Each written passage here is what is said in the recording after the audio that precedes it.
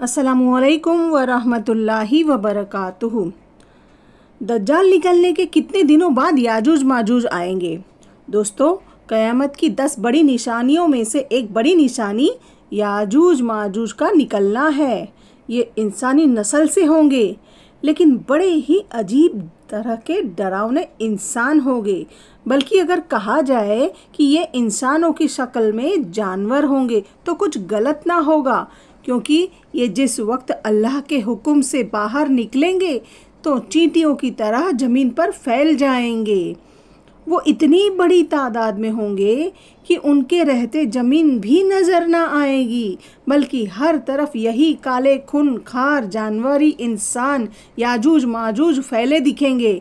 ये अपने कद व हाइट से ज़्यादा लंबे नहीं होंगे, बल्कि आम इंसानों से बहुत ज़्यादा छोटे होंगे। ये इतने खूंखार होंगे कि अपने सामने आने वाली हर चीज़ को खाते चले जाएंगे।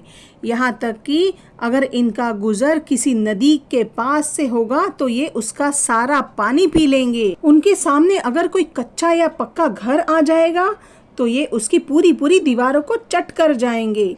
सामने कोई पेड़ नज़र आएगा तो उसे सेकंडों में खाकर ख़त्म कर देंगे। यहाँ तक कि ये सांप, बिच्छू, कुत्ते, बंदर हर चीज़ को खाते चले जाएंगे। साथ ही साथ ये आदमखोर भी होंगे कि अगर इनके हाथों कोई इंसान लग गया तो ये हज़ारों के झुंड में उस पर टूट पड़ेंगे और देखते ही देखते उसको पूरी तरह खाकर ख़त्म कर देंगे। दोस्तों, अल्लाह ताला ने हर उम्मत के लिए कोई ना कोई आजमाइश की चीज़ पैदा की है। इस उम्मत के लिए आजमाइश की चीज़ों में दज्जाल, दाब्बतुल अर्ज और याजूज माजूज वगैरह शामिल है। हुजूर सल्लल्लाहु अलैहि वसल्लम ने याजूज माजूज के बारे में बहुत तफसील के साथ हदीसों में बयान फरमाया है कि वो एक ऐसा फितना होगा कि जो सारी उम्मतों के लिए वबाल बनकर सामने आएगा।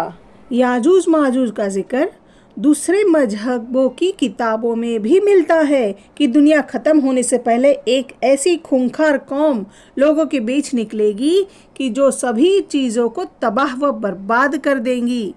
असल में याजूज माजूज हज़रत नूह अलैहिस्सलाम की औलादों में से एक कौम है कि जिसे अल्लाह ताला ने क़यामत तक के लिए लोगों की नज़रों से छुपाकर उसे एक बहुत बड़ी दीवार के पीछे कैद कर दिया है।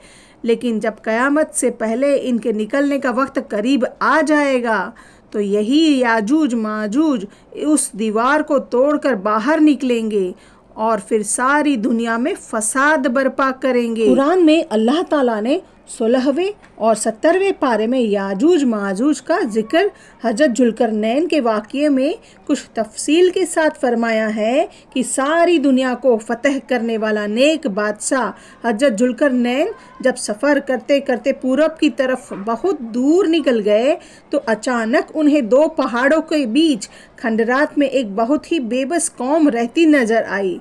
उस कौम ने हज़रत जुल्करनैन के अच्छे अखलाक को देखते हुए उन्हें अपना बादशाह तस्लीम कर लिया। लेकिन जब हज़रत जुल्करनैन उन्हें छोड़कर जाने लगे तो उस कौम ने अपनी तकलीफ़ें हज़रत जुल्करनैन से बताई कि ए बादशाह सलामत, हम जिस इलाके में रहते हैं तो इधर पहाड़ के उस तरफ याजूज माजूज की कौम रहती है। वो सब अक्सर हम लोगों पर हमला करके हमारी सारी चीज़ों को लूट लेते हैं। हम उनसे बहुत ज़्यादा तंग आ चुके हैं, इसीलिए आपसे इल्तिजा करते हैं कि आप हमारे लिए उनसे बचने का कोई रास्ता निकाल दे, क्योंकि आपके पास एक बड़ी फ़ौज है और आपसे हमें पूरी उम्मीद है।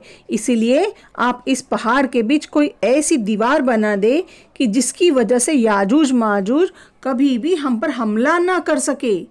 उस कौम ने कहा कि ए बादशाह सलामत, हम इस काम के बदले में आपको कुछ पैसा वगैरह भी देने को तैयार है।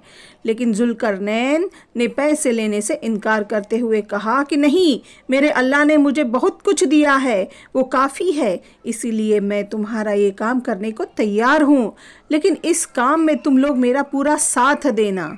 वो सारी कौम तैयार हो गई और फिर हज़रत जुल्करनैन के हुक्म पर लोहे की बड़ी बड़ी सिलेंटें बनाई गई और उन्हें हज़रत जुल्करनैन ने ज़मीन में बहुत गहरी नींव खुदाकर अंदर से एक मजबूत दीवार बनाना शुरू की।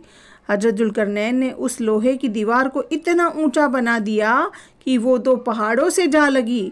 इसी तरह लोहे की 2 दीवारें बनाई गई और उन दोनों के बीच थोड़ी सी जगह खाली रखी गई।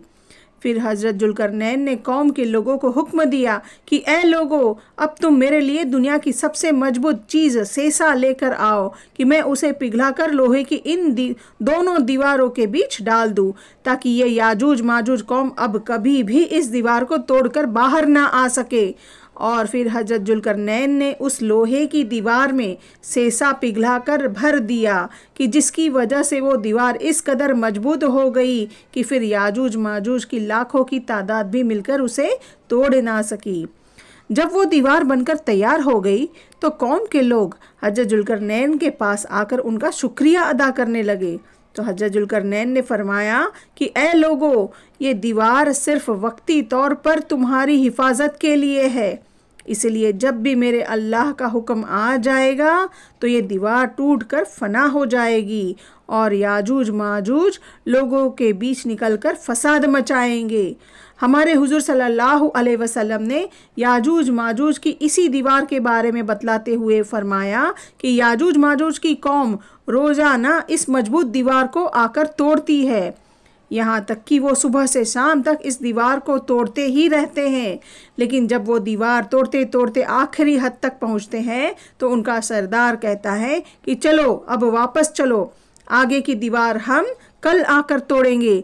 लेकिन अगले दिन जब वो दीवार के पास वापस लौटते हैं तो अल्लाह ताला उस दीवार को पहले से भी ज़्यादा मजबूत कर देते हैं और फिर से वो याजूज माजूज उस दीवार को शाम तक तोड़ते रहते हैं। आखिर जिस दिन याजूज माजूज के निकलने का वक्त करीब आ जाएगा तो उस दिन वो दीवार को तोड़ते तोड़ते आखिरी हद तक पहुँचेंगे। तो शाम को उनका सरदार कहेगा कि चलो अब वापस चलो, इंशाअल्लाह कल आकर हम इस दीवार को फिर से तोड़ेंगे। हुजूर सल्लल्लाहु अलैहि वसल्लम ने फरमाया कि जब उनका सरदार इंशाअल्लाह कह देगा तो उसकी बरकत से वो दीवार पूरी रात अपनी उसी हालत पर बाकी रहेगी और फिर अगले दिन याजूज माजूज आकर उस दीवार को पूरी तरह तोड़ देंगे और लोगों के बीच निकलकर ऐसा फसाद मचाएंगे कि सारी ज़मीन कांप उठेगी। उनके रास्ते में जो भी चीज़ आएंगी वो उसे खाते चले जाएंगे। अगर उनका गुज़र नदियों के पास से होगा तो वो उसका सारा पानी पी लेंगे। इंसानों की बस्ती में आकर खून खराबा शुरू कर देंगे और वो ऐसे आदमखोर होंगे कि इंसानों को चीर फाड़ कर खा डालेंगे। आखिर जब याजूज माजूज को यकीन हो जाएगा कि हमने ज़मीन वालों को बहुत कत्ल करके उन पर अपना कब्ज़ा जमा लिया है तो उनका सरदार हुक्म देगा कि अब हम आसमान वालों को कत्ल करेंगे। और फिर सरदार के हुक्म पर याजूज माजूज की कौम आसमान की तरफ लोहे की तीर चलाना शुरू कर देंगे और अल्लाह ताला उन तीरों में खून लगाकर उन्हें ज़मीन की तरफ वापस भेजेगा। तो ये याजूज माजूज उसे देखकर बहुत खुश होंगे कि हमारे तीरों से आसमान वाले भी मरने लगे हैं। याजूज माजूज की शक्लों के बारे में जो रिवायतों में आता है वो ये है कि उनकी शक्लें ढाल की तरह बिल्कुल चपटी होगी, उनके दांत व नाखून जानवरों की तरह बिल्कुल नुकीले होंगे, उनका कद बहुत छोटा होगा, यहाँ तक कि उनमें सबसे लंबा इंसान सिर्फ 3 बालिस्त के बराबर ही होगा। वो ऐसे भूखे होंगे कि सांप, बिच्छू, घोड़े, बंदर यहाँ तक कि दीवारों तक को खा जाएंगे। दुनिया की कोई भी कौम उनसे मुकाबला नहीं कर पाएगी क्योंकि वो अपनी तादाद में बहुत ज़्यादा होंगे। अल्लाह ताला ने कुरान मजीद में याजूज माजूज की तादाद बतलाते हुए कहा है कि याजूज माजूज हर ऊंची जगह से नीचे को लुढ़कते नज़र आएंगे। और इस कौम की एक ख़ास बात यह है कि जब तक उनकी औरतें 1000 बच्चे पैदा नहीं कर देती तब तक उनकी मौत नहीं होती। दोस्तों, अब सवाल है कि आखिर याजूज माजूज कब निकलेंगे? तो हदीस के मुताबिक याजूज माजूज के निकलने का जो वक्त बयान किया जाता है वो ये कि दज्जाल निकलने के कुछ ही सालों बाद हज़रत ईसा अलैहिस्सलाम आकर दज्जाल को कत्ल करेंगे और फिर सारे ईसाई मुसलमान होकर हज़रत ईसा अलैहिस्सलाम को ही अपना बादशाह तस्लीम कर लेंगे और हर तरफ खुशहाली ही खुशहाली होगी। लेकिन तभी अचानक एक दिन अल्लाह के हुक्म से याजूज माजूज ज़मीन में निकलना शुरू हो जाएंगे और जब हज़रत ईसा अलैहिस्सलाम को खबर होगी कि याजूज माजूज की कौम निकल आई है, तो वो लोगों को हुक्म देंगे कि सभी लोग अपने अपने घरों में कैद हो जाओ, कोई भी बाहर ना निकले। रिवायतों में आता है कि उस वक्त याजूज माजूज की वजह से खाने पीने की ऐसी तंगी फैलेगी कि हुजूर सल्लल्लाहु अलैहि वसल्लम ने फरमाया कि उस वक्त तुम्हें बैल का एक सर भी 100 दिनार से ज़्यादा महबूब होगा। मतलब अगर कोई बैल का एक सर लाखों रुपयों में आकर बेचे और तुम्हारे पास इतने पैसे हो तो तुम लाखों रुपये देकर बैल का सर खरीद लोगे और अपने खाने पीने का इंतज़ाम करोगे।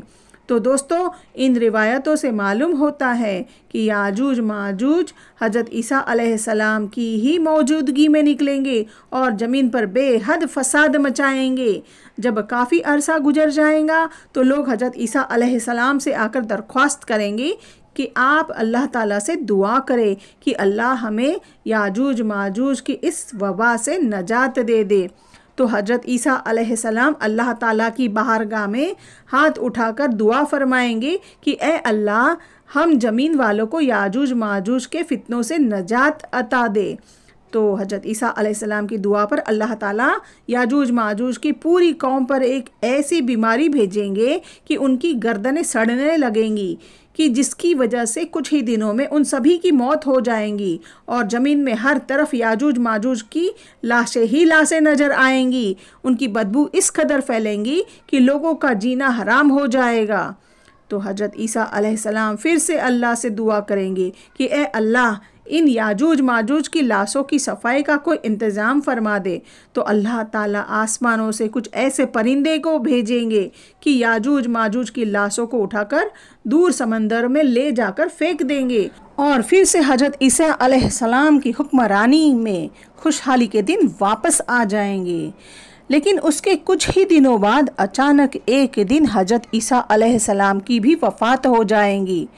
उनकी वफ़ात के कुछ सालों बाद अल्लाह की तरफ से एक ठंडी हवा चलेगी कि जिसकी वजह से तमाम मुसलमानों पर मौत तारी हो जाएंगी और फिर सारी दुनिया में एक बार फिर से कुफ्र का बोलबाला होगा। लेकिन अभी इन हालात को ज़्यादा दिन नहीं गुजरेंगे कि एक दिन अचानक अल्लाह के हुक्म से सूरज मगरिब की तरफ से निकल आएगा, जिसके बाद तौबा का दरवाज़ा भी बंद हो जाएगा और फिर कुछ बड़े आलिमों के कौल के मुताबिक उसके 120 साल के बाद क़यामत आ जाएंगी।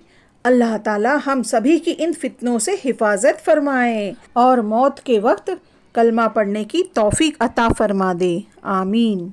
ऐसी और वीडियो को देखने के लिए हमारे चैनल को सब्सक्राइब करें।